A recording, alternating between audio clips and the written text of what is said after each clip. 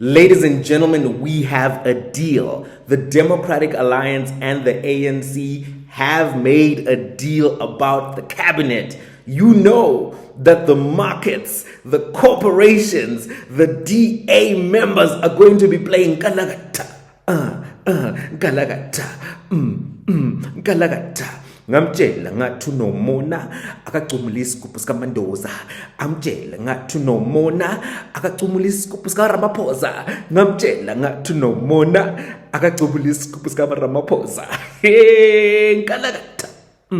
Nkalakatha. Hey, angitshele yini inkinga yakhe? Sibonisane nje ngamaboza. Angitshele yini inkinga kaHelen? Sibonisane nje ngamaboza. Nkalakatha. John, Kalagata. Sir, Kalagata. Hey, it's in Kalagata day for them today. So they have come up with a deal. So what are we going to be discussing today in this particular video? Why this is a win for the Ramaphosa camp, why this is a win for the Democratic Alliance, and why it's a win for the markets and high net worth individuals. But first, before we discuss that, let's talk about the details of the deal. Right, here are the details of the deal. The Democratic Alliance gets 6 ministries, 6 deputy ministries. They get home affairs, they get basic education, they get public works, they get communications, they get agriculture, and they get environment. That's their 6. Deputy ministries, what do they get? They get finance, they get trade and industry, they get energy and electricity, they get higher education, they get small business, and they get water and sanitation. So they're going to be able to, 1, lead key ministries, and 2, have a line of sight to things that are happening in key departments that spoke to their manifesto that they care about. So this is going to be big.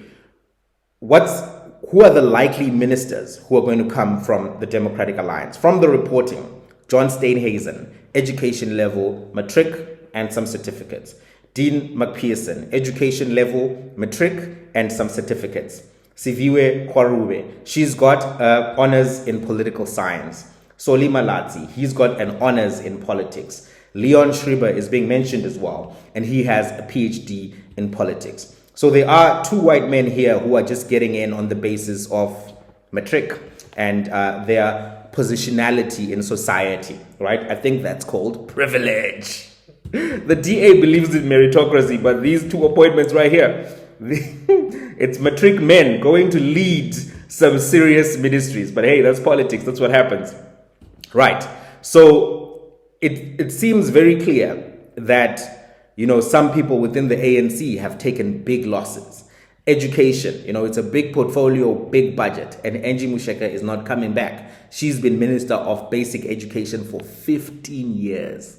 That's a long time, and she's gone. So long. She's gone. So that's something. But let's go back to the questions that I started with.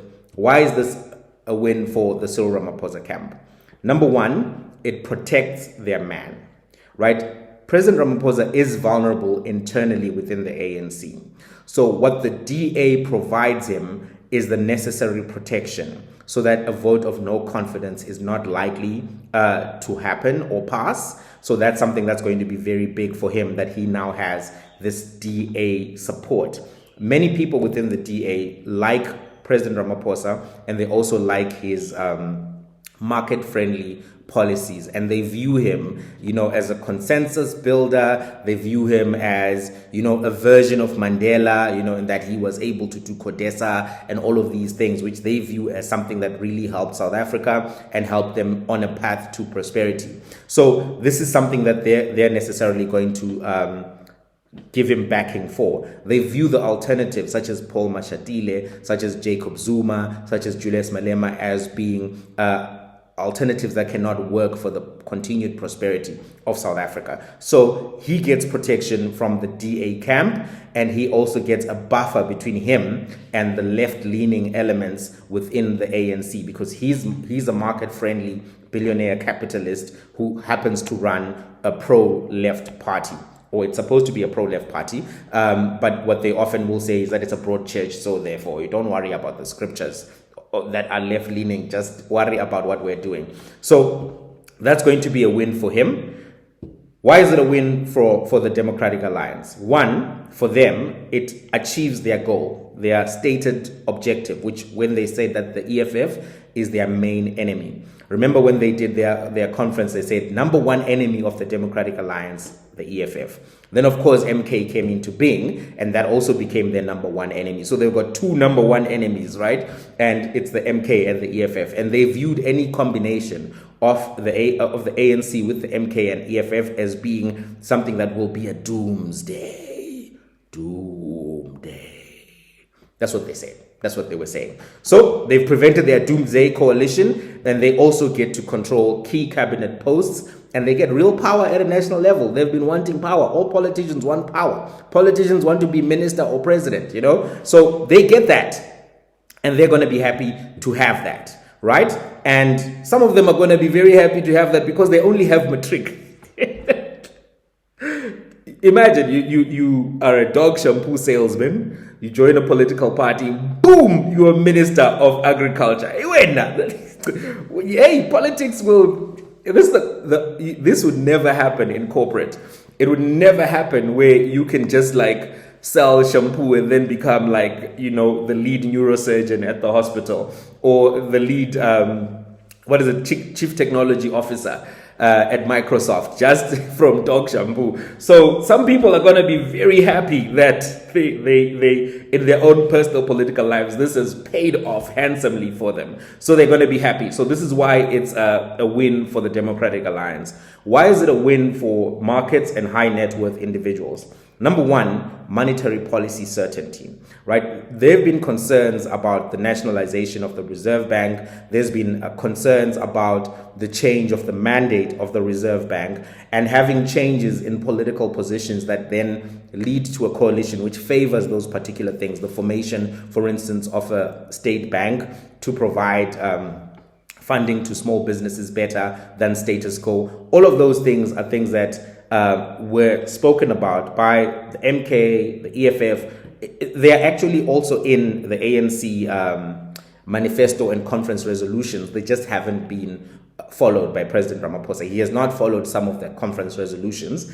And what this coalition does is that it gives monetary policy certainty. It lets them know that inflation targeting will remain or become more aggressive. What that does is that it will likely lead to a strengthening of the rand. So we're likely to see the rand in the 17 territory, maybe even just trading at 1:17. We'll see. There's going to be a lot of euphoria about this deal as well because of some of the concessions that have been made, right? The idea that finally basic education will be getting a new minister and that this will lead to a change. One of the benefits that the DA has in their cabinet composition is that it's definitely much younger than the ANC cabinet positions, right? So you're going to see a lot of young blood, a lot of discourse around these are the youngest ministers in the cabinet of South Africa and what that means in terms of youth diversity. There's going to be a lot of praise for this particular cabinet combination. So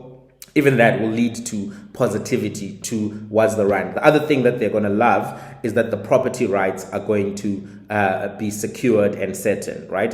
One of the big concerns that exists with landowners, whether it's in the suburbs or in the farming community, commercial farmers, and also other, landlords in general, is the issue that there has been discourse about land reform and land justice. So as things stand right now, they can rest assured that the land is not going anywhere, that they're going to continue to have their property rights.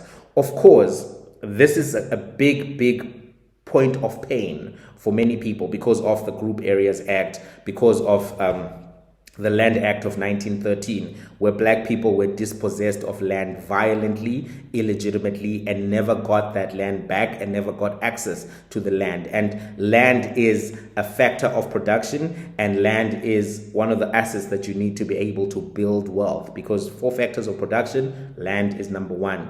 So there are issues, and when the markets talk about land, they don't actually care about the injustices.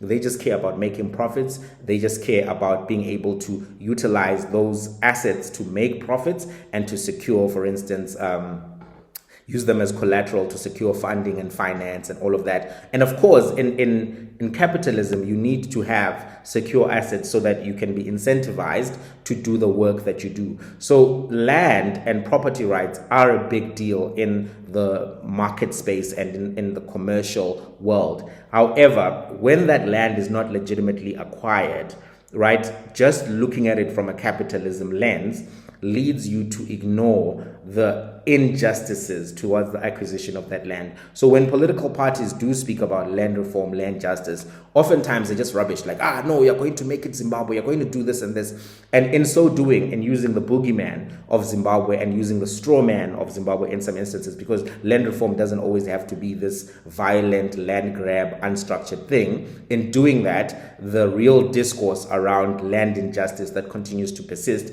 and continues to be the biggest driver of inequality in South Africa, that discourse doesn't happen. But from a market perspective, because they know that there's not going to be any real land reform, there's not going to be any change in property rights under this coalition deal, they're going to love this. This is going to give them the best security. The rand is secure, property rights are secure, markets love that kind of thing. And they're also going to love that Enoch Godongwana is going to be coming back into finance, very popular in the financial sector, also very popular in massage parlors and other places, but that's a story for another day, right? So in any respect, they're going to be happy about this. So this is why the markets are going to be happy.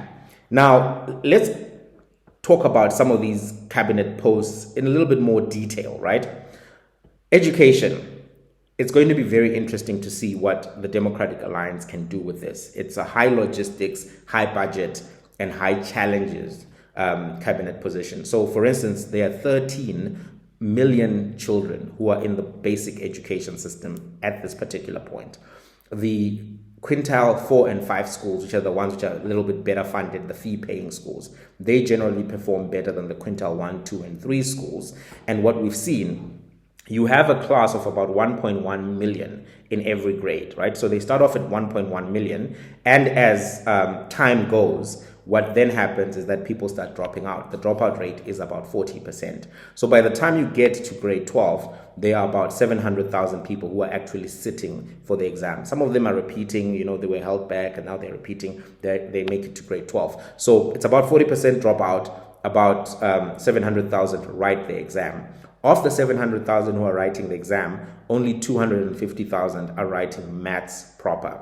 Of the 250,000 writing maths proper, only 60,000 will pass maths with a 50% or higher. And this is from the Department of Basic Education, technical and diagnostic reports, and you can go and look for them. They're on the website, but that's basically what those documents say. The basic education budget is 331 billion this year. It's likely to keep going up because it's a big challenge. So we're gonna have interesting conversations there around the challenges with dropouts, the challenges with the amount of students writing mathematics. Coding was recently introduced to the curriculum, but there's already been computer applied technology which has been studied or introduced, but the uptake for computer applied technology, I think only 5,000 students wrote the grade 12 matric exam. So then we're going to also have a lot of pressure to see, can the DA actually roll out coding? How are they going to roll out the coding? How are they going to increase the enrollments into maths and also the performance in maths at a 50%, 60%, 70% level? The reality is the world is becoming more STEM related. The world needs to have those types of skills. Numeracy, very important. Digital literacy, very important. But also computer science now is going to be very important to be able to create tech independence and to participate in the digital economy, where we are seeing there's already artificial general intelligence. We're going to have general artificial intelligence, which is a different thing. And all of those things are important, right? We need to be participating in those spaces. Otherwise, nothing's going to happen long term. So this is a big portfolio that the Democratic Alliance has got. Agriculture without land. This is going to be very interesting to see how they work all of this out, right?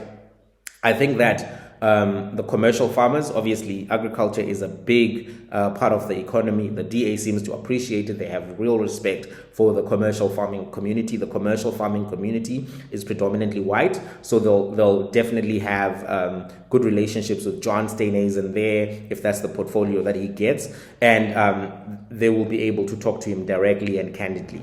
Now, this land reform issue, how do they separate it from agriculture? Where does it go? How does it sit? Because a large part of the land reform conversation has to do with the issues of commercial farms in and of themselves, because a lot of the land that was taken was then used in the farming spaces, right? And when people are talking about give us back our land, they're often talking about commercial farming land.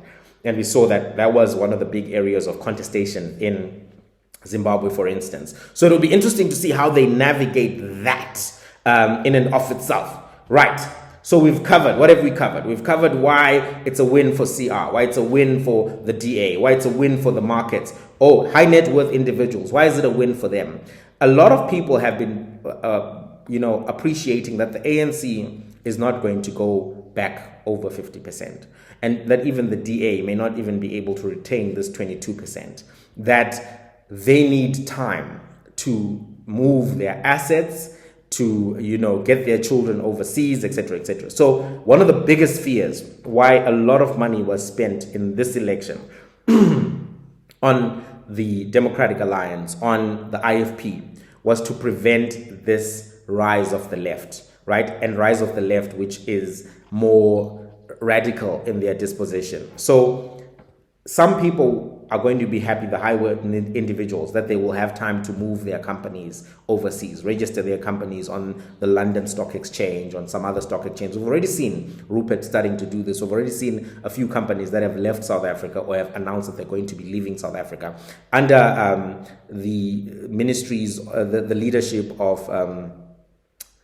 Tito Mboweni as well as Enoch Godongwana. There have actually been changes in how much you can take offshore, and it's become easier and more relaxed to take offshore. One of the take assets and money offshore. So one of the lasting legacies of the Ramaphosa administration is going to be that he made it easier for money to be taken overseas, for assets to then be taken overseas. So this is going to be one of the things that's going to be a lasting legacy for him.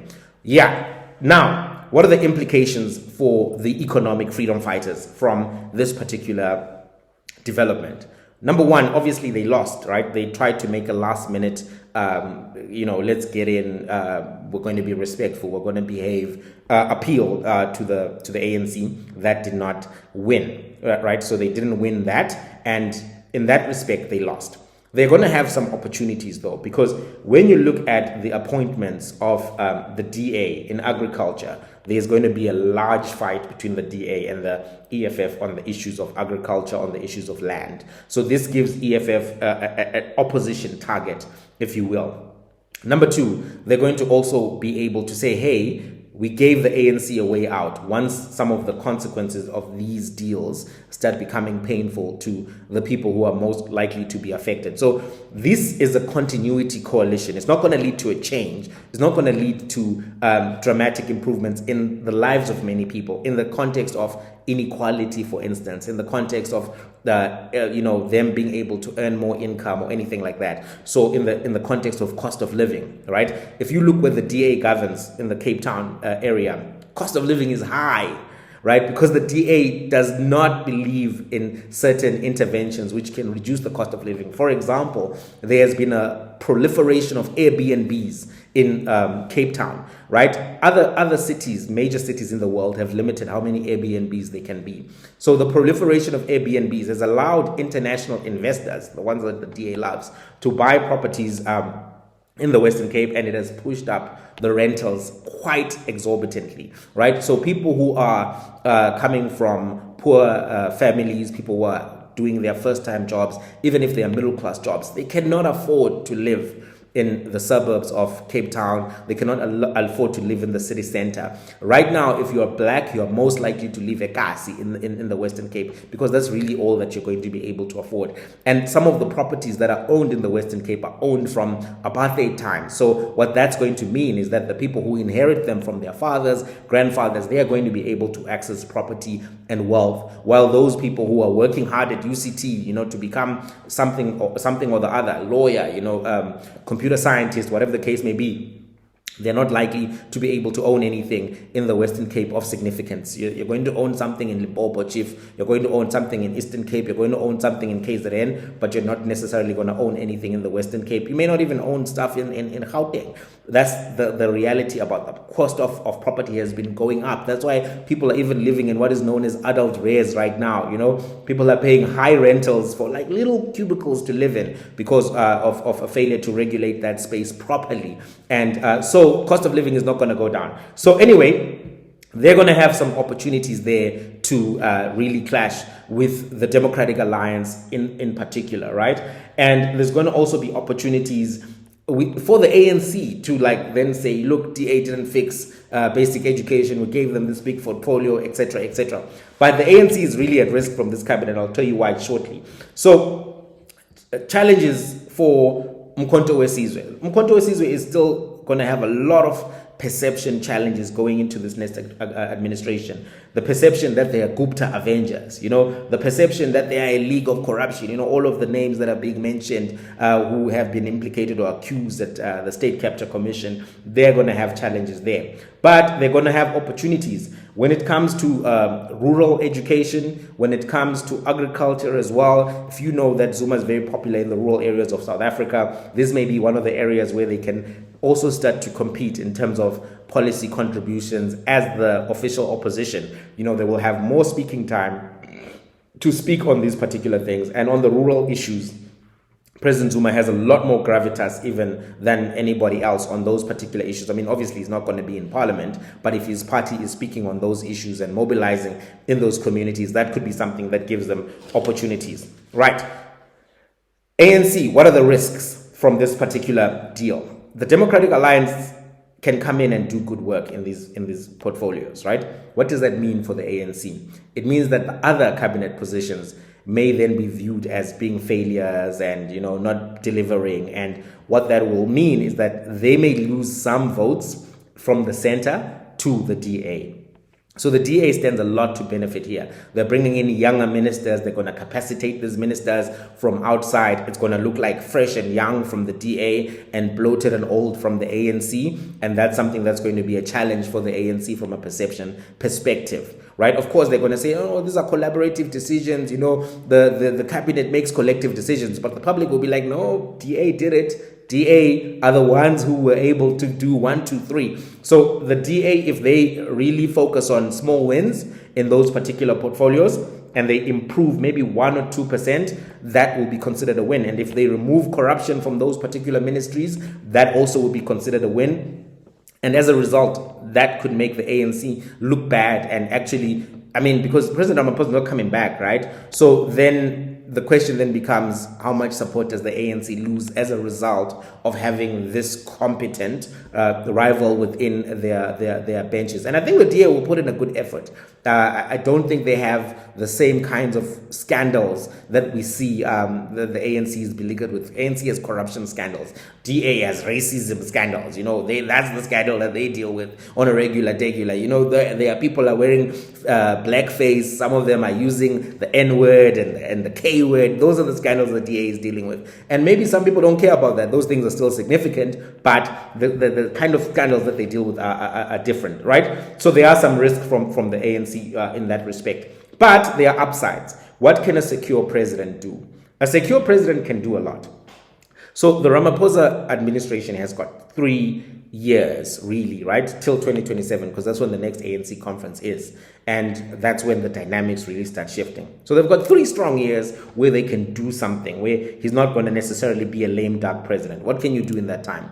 You can arrest corrupt people. You can clean up departments. You can execute on your side of the mandate. And because now you've removed some problematic people from your cabinet as well, you can have a leaner cabinet. It's not like there are no young people on the Ramaphosa administration cabinet as well. We'll see some young faces, some popular faces. Ronald Lamula, for example, will still be in cabinet. So there'll be opportunities for him to say, hey, I've done something major as well, and I've cleaned up my administration. So a secure president can do that. How long will the honeymoon be? That's a big question. Why is it a big question? Because we saw the kind of challenges that this cabinet negotiation faced. Letters from Helen Zille in the public, from John, it was just letter,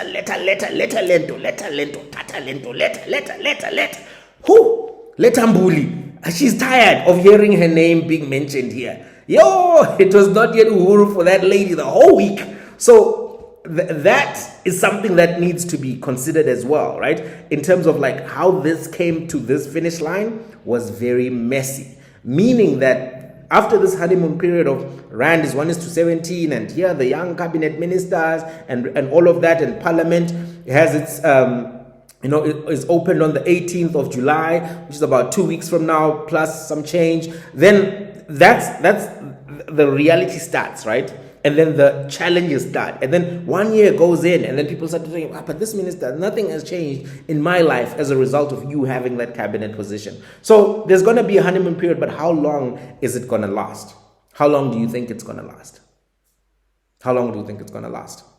It's a good question. It's an interesting question. So I want to hear from you guys in the comments, right? Please comment. Tell me what you think about the cabinet announcements, the DA-ANC combo that is happening here. By the way, IFP is going to get 2 seats. Rise Mzansi is not going to get any seats. Apparently, they're going to stay in the GNU, but they're not necessarily going to get any cabinet position. They may get if there's a reshuffle or something at a later stage. But at this particular stage, they're just supporting the coalition, but not necessarily getting any cabinet positions. Of course, people are going to be looking at big appointments in terms of who's going to be Minister of Police. That's a big question, right? Who's going to be in public enterprises? How is that going to be combined? It seems that there's a new ministry now that is called Energy and Electricity. So it'll be interesting to see how the responsibilities are lined up in that respect. It does look as if Gwede Mantashe has had his ministry reduced, right? So he's going to be Minister of Minerals, perhaps, and then that ministry is going to be curtailed. And it's one of the ways that I think President Ramaphosa is trying to reduce his size and influence because he's not very popular with the DA base and with the markets.